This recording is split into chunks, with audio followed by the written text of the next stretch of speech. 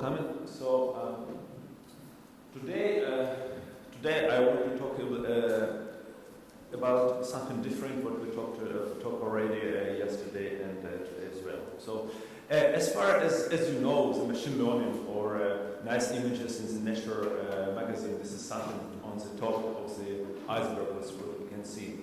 But actually behind the scene, we have a lot more work, and one of such work is actually to process the data, to handle the data, to do some operations with data. As soon as this data will be ready to build your machine learning model or apply some deep learning stuff. And in this talk, I want to talk about some data structures, what actually could be useful in such stuff as data processing. Probably most of you already know all this stuff, or if not, then you will learn today a few really small and fine data structures. So, first about myself, I'm a software engineer in Fred Gorg and her company in Germany. We do social media analytics, we do community, and if you live in Germany and you like to comment on some popular websites, probably we moderate your comments and process all stuff what you do and block them, of course. Let's start with the motivation part from area what you maybe kind of know. This is a bioinformatics, and in bioinformatics, for instance, there is some task as counting of strings of some length. So we can call them k-grammars or n-grams if you do natural language processing. And the problem what many of these n-grams or substrings then the process that's a really big amount of data, and many of them you will see only once because of the error actually in the producing them. And then, of course, there are two tasks what you can think already. So first, can we somehow efficiently avoid to actually persist such invalid stuff? So let's say invalid, this is if you see them in the data only twice, but you don't want to store them. Otherwise, that will be not really useful. And second, can we actually efficiently count them without storing them? So we don't want to, if we don't want to know what exactly was stored, we just need to number, can we avoid storing them? So can we actually save this space and don't ask our departments to buy bigger machines or pay for another subscription for cloud? As an example, there is an article I mentioned here. You can see what out of 8 billion of 27 MERS, you can see 68% of this was just waste, what you can just skip and you don't need to store. And that's a good motivation to think about some data structures or some algorithms that can actually save your time. So, but first with the formal definitions. Let's start with the formal definitions. So you might already know what is big data, right? So that's the buzzwords, but in general, big data can be characterized by 3 dimensions. And if you see these 3 dimensions, that probably you are trying to work with big data. So that's the volume which expresses the amount of data. So again, big data, that's not just a big amount of data, that's which includes big amount of data, but also it means it appears some really high speed. So this is a speed which you actually have troubles to handle. And then it's a big variety, which actually refers of really like number of different types which you can distinguish, or you can merge, or you can somehow trade separate. So we can say what big data. This is something about technology. So as soon as we have a problem with our resources to handle the data or data sets or whatever we have right now, this is the point where we should start about thinking about this problem as a big data problem. And at this point, again, I come back to some different algorithms. So in the epoch before big data, call it like that, we developed a lot of algorithms. algorithms, and they almost all of them will include, for instance, in the programming 101 class for students, right? And they know all these algorithms and all that stuff. But now they actually, in the practice, in industry, they have to handle different problems, and most of them don't know, but there are some different algorithms which can help them in this case. And this is a family of data structures and algorithms which I want to remind you, because this is nothing new. They were developed in the last 10 years, some of them even 30 years ago. So what is PDSA, or probabilistic data structures and algorithms? So that's some family of algorithms which have a special characteristics. They are mostly sublinear in time, so we're not so rich to allow linear algorithms. And sometimes they have also execution, like constant execution time, which not relates with the number of elements. So, of course, there is a problem with that. If you get something useful, you have to pay for something, and that's actually the disadvantage of them. They don't give you the exact answer, so they can lie actually, these algorithms. But the problem, what they can lie under a certain degree, which you can estimate. And of course, you always have this trade-off between the error which algorithm gives you and the resources. Of course, if you get unlimited resources, you will probably not get the error and you will be happy. But this is not the case. What we have in practice in industry. So and now, if we again come back to the big data and the problems of the big data, we can show some tasks we want to solve. So, for instance, for big value, so we want to try to solve the membership task. This is when you ask, did I see that element before or not? That's the answer for the first question. So that's a membership task, and probably you know some of these algorithms, like a blue filter probably is the most known, was developed in, 40 years ago already. But there are more modern alternatives, as a quotient filter or a Cook filter and all other stuff, which trade differently, for instance, the usage, the disk or memory and so on. Then, for instance, we want to be able to efficiently count stuff. So, for instance, hyperlog probably is the most known algorithm from this family, but if you don't know, you should definitely check them. Then for velocity, how elements come, or processing the data streams, we want to estimate frequencies of elements, and probably the most known of them, that's a count means gauge or count gauge and all these modifications.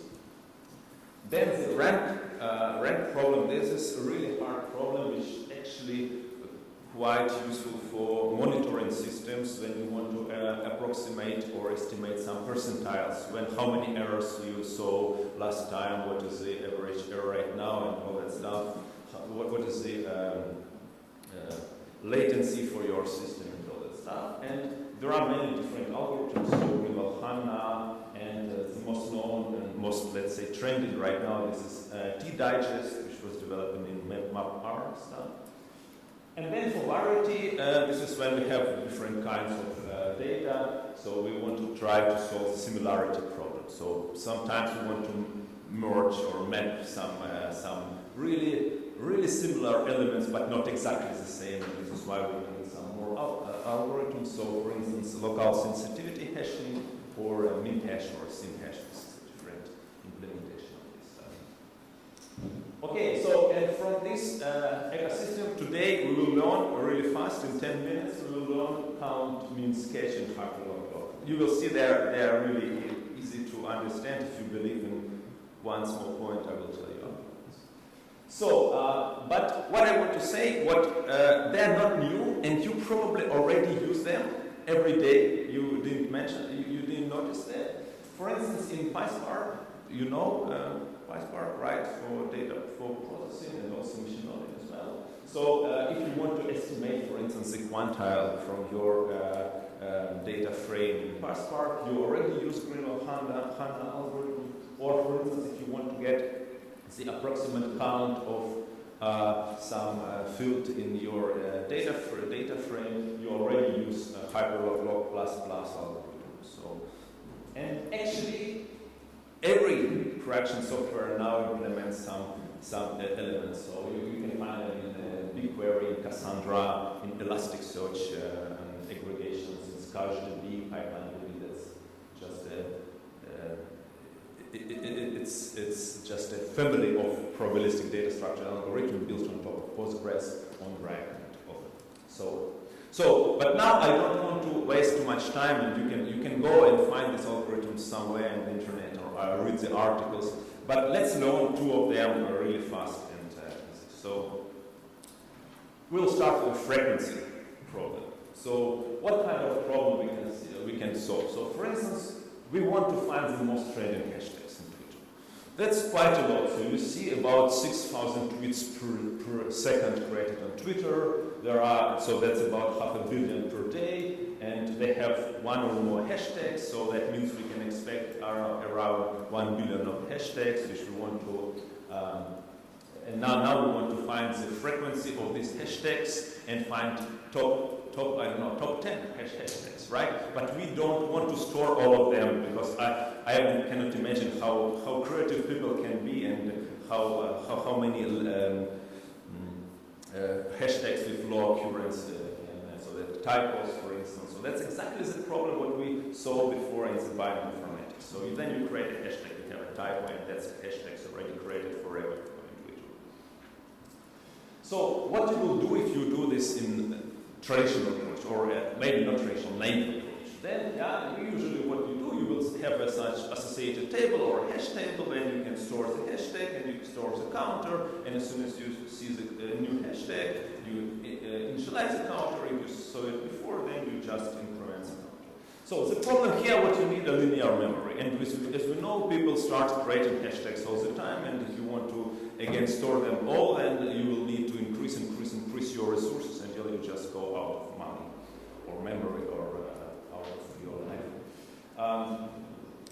Then it's the worst case lookup is not really good, right? So it's again linear. And of course, if we need only 10 top hashtags, we don't want to know all of them, and this is just a waste of our resources. So and of course, that traditional approach cannot work because actually Twitter and all other stuff, that's continuous data streams. So this is the unbounded data streams. And there are three options or main options which you can notice in this case. So for instance, if it's unbounded, then the algorithm cannot be linear. It should be sublinear or maybe polylogarithmic, but this is already a question. So, of course, you cannot reprocess. You cannot just say, okay, let's start from the beginning. I will again process all tweets. Probably you will, if you don't have a subscription which costs more than $100,000, then you cannot reprocess stuff from Twitter. That means what you see, what you get, that's the only. So that means all our algorithms should be one pass algorithm. So you cannot go reverse and try to build it again. And then high frequency throughput, right? So as soon as more data come, you have to be able. So as soon as you're not able or your processing has a latency, you will lose some data and you cannot process anymore because of second option. Only one pass. So, and at this point, we will learn a really small and nice algorithm called count-mean CH, which was developed just 8 or 6 years ago. So imagine. So now you will see how almost all algorithms, probabilistic data structures, and algorithm looks like. So first, we have to believe what hashing is possible. So if you don't believe hashing is not possible, then you can go and nothing interesting for you. But if hashing is possible, that means you can take any object of the universe and map it to some fixed range. Then we can start talking and I can explain the algorithm. So imagine we have some elements which are right now like colorful balls here. Right? And what we need to do, we just apply a hash function which converts from that object, which I don't know what kind of a nature they have, to some range of from 0 to m, for instance. Yeah?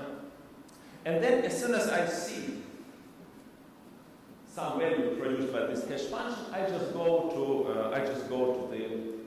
the corresponding index and just increment the counter. So in this slide, I just see first time the red dot, and then I just increase the corresponding counter to 1. As soon as I see another yellow dot, I increase the corresponding counter again. And then if I see again the red one, so I just increase the corresponding counter. So you see, I don't know what is the red dot means. I don't store this red dots, and I don't want to do this. And as soon as let's have here. So that's only one counter. But what's the problem with one counter? So imagine now I want to estimate the frequency. The problem what hashing has collisions.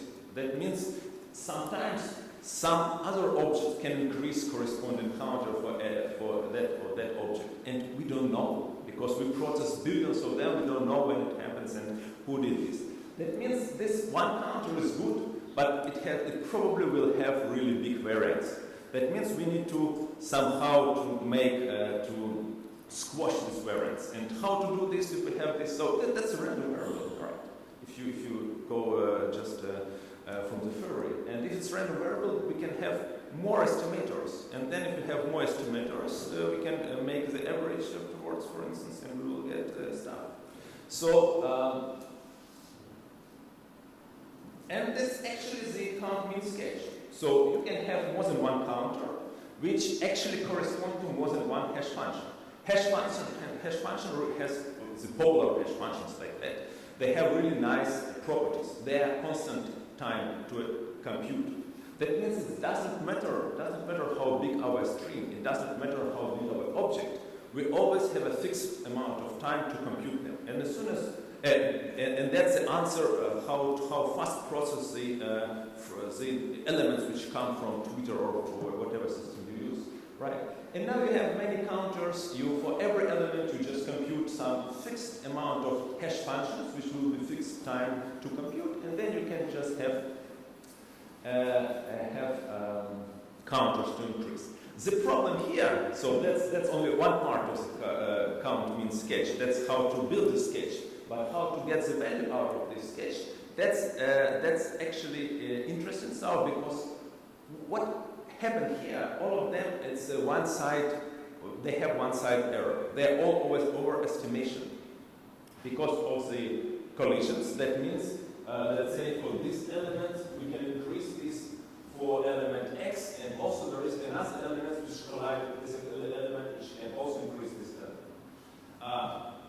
That means that's overestimation, and this is why the best solution which Arthur found, that's you just found the minimum of values you have in the counters, right? And this is why it says count mean sketch. So first we count, and then we take minimum of this. So as soon as we want to estimate the frequency of some element, we just take the reverse. So we just take our element, compute hash functions, and check what kind of values we have in our counters, and take minimum, and this is what we get right. So right now you see 1, 3, 5. That's the indices of the counters which we have, and the answer will be 1. Again, you see, I don't store all elements in general, so only counters. So of course you can use this in Python. So there are many different libraries. I also developed one. It's called PDSA. So you can just import this count mean sketch to find how many hash functions. So 5 here, and how big counters you want to use. 2000, and then you just process stuff and just run CMS with frequency of some element, which you will get the ratio. Okay, so that was the first one, and now another one, which actually almost the same as the previous one, and same as other one, and they are all almost the same, but of course not exactly. So now we want to count. So imagine now we don't want the frequency. We just want to know how many distinct elements we have in general. So we don't know. Maybe some of them appears once, some of them appears twice. But just like that.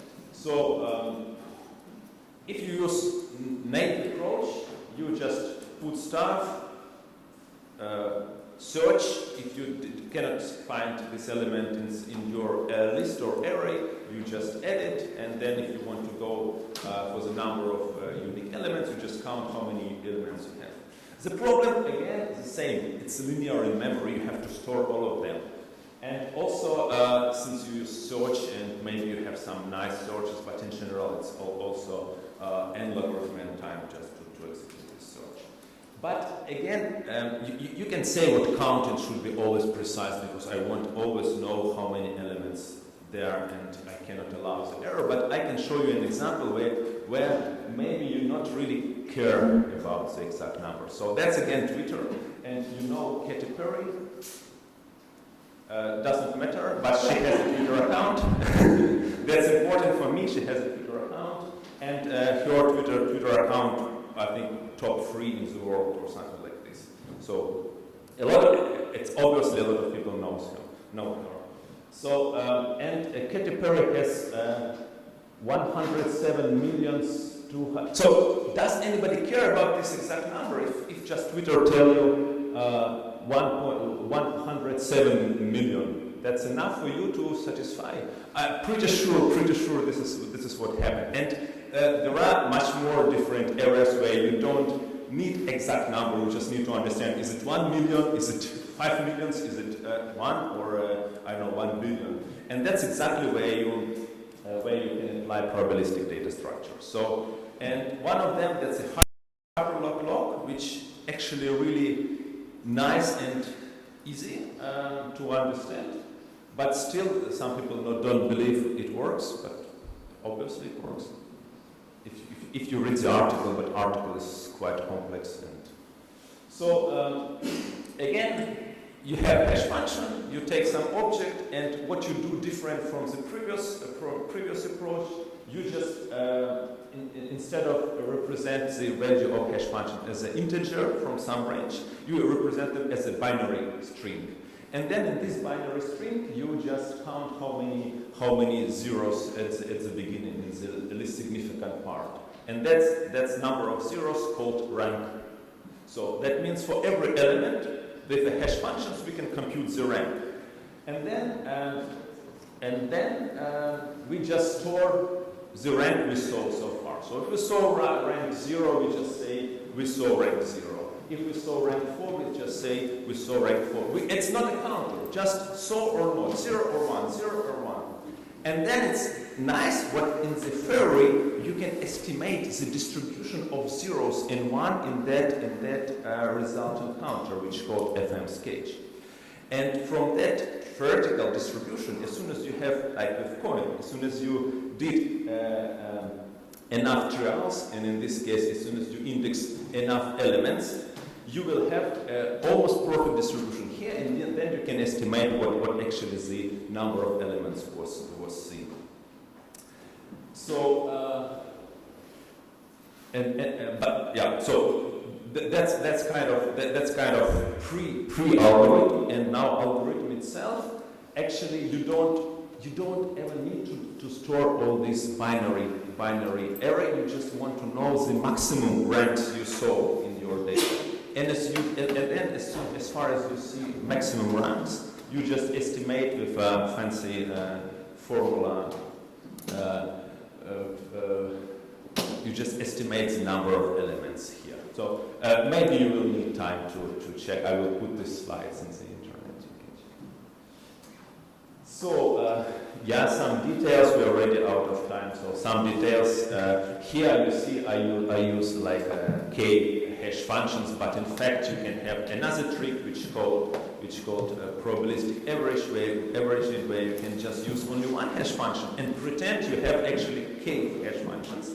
This is even more if you need to believe in hashing. You have to, if you believe in hashing, then maybe you not believe what is possible, but this is also possible when you can simulate with one hash function k hash functions. And as soon as you believe, this algorithm becomes really straightforward. Of course, you can use it in Python. Okay, so it's easy. Just import it to decide what kind of precision you want. So precision, this is how many counters you want, and how big the error you will get at the end. and then you just count number of unique elements. And you see it, in this case, it's only 4 kilobytes of memory instead of this. So in Redis, you already can use it. It's pf add, pf count. You can try it. It's, actually, that's it. So I just want to say you should consider such algorithms. You should, if you teach students in the university, you should maybe ask them to do some small tasks to do this, and also believe in hashing. I think hashing is really important. It's as soon as we have too much data, and instead of buying servers, just learn something new. Yeah, that's it. Thank you very much.